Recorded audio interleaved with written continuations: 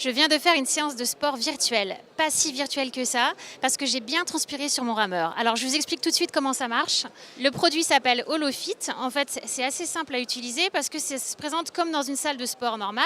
Donc, on a un rameur et il suffit juste de bien fixer ses pieds et de mettre un casque de réalité virtuelle, donc Oculus ou HTC Vive. Et ensuite, il ne reste plus qu'à choisir le monde virtuel dans lequel on veut évoluer.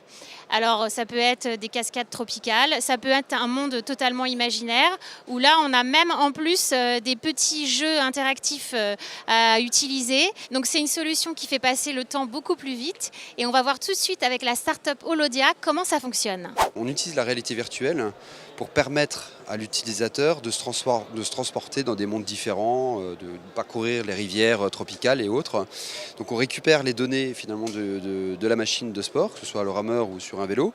On les intègre dans nos environnements virtuels et la personne qui fait son sport à l'aide du casque se retrouve comme s'il faisait du sport avec ses données, sa force, ses calories, mais dans un environnement beaucoup plus ludique, soit pour faire de la balade, soit en mode challenge pour faire des courses à plusieurs en multijoueur avec vos amis en ligne ou contre vous-même suivant un replay d'une séance précédente, ou bien avec des éléments de gamification, ce que nous on appelle le sport play.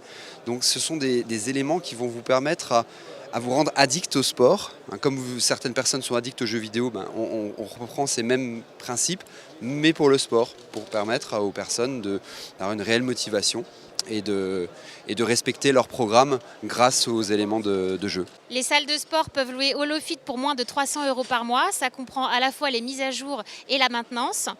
Holofit est compatible avec les casques Oculus et Vive et commence déjà à arriver dans les premières salles de sport parisiennes à l'essai.